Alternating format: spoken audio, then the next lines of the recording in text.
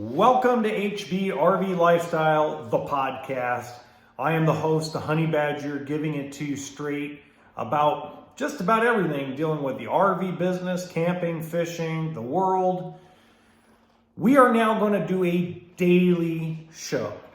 I was doing it weekly for the last 2 years. I now have found a part of my schedule that can do this 5 days a week.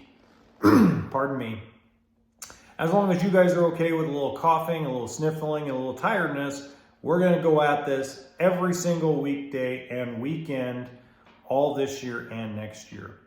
First off, really want to thank all of you, the fans. We have reached over 7,500 downloads this year in 2023 alone.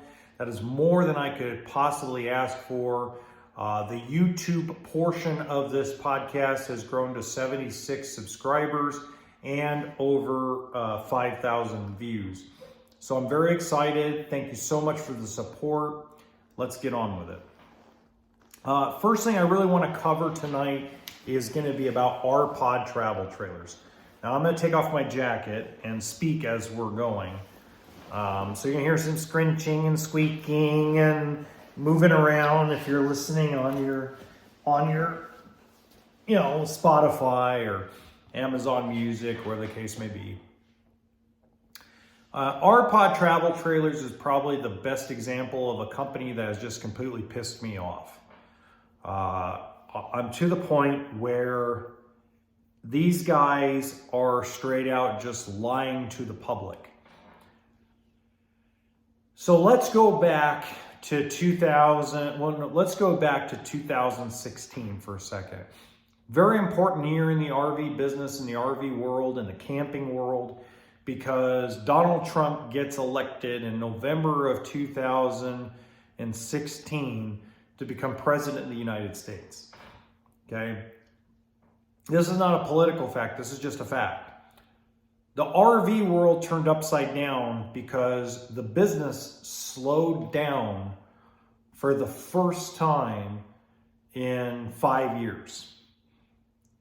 And what ended up happening was the manufacturers got together and saw this incredible slowdown going into 2017, at least the beginning part, and became a little panic-stricken. Like, okay, let's cut back production. Let's go to cheaper travel trailers. Let's go to cheaper toy haulers. Let's decontent things. Sound familiar so far? Because that's what's going on right now. They're taking stuff out of the trailers to make them less expensive, supposedly. Now, I'm going to debunk that, by the way, later on in this show.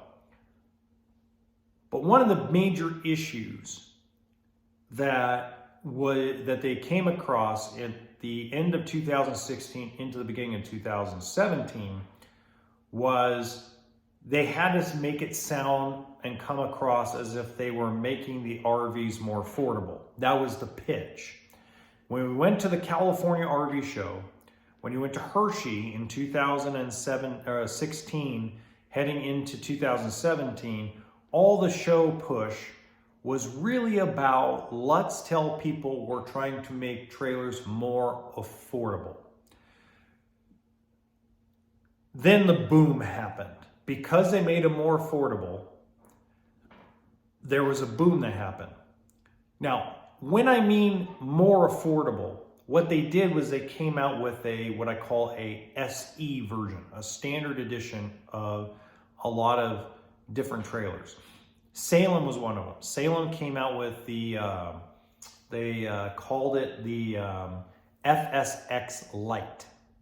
And what it was a bunch of 24, 25-foot trailers with a small slide that had nothing to it but a small air conditioner, a small furnace, no oven, a 2-burner stovetop, a small propane electric fridge, and no stabilizer jacks. And we were selling those for like $16,995, $17,995.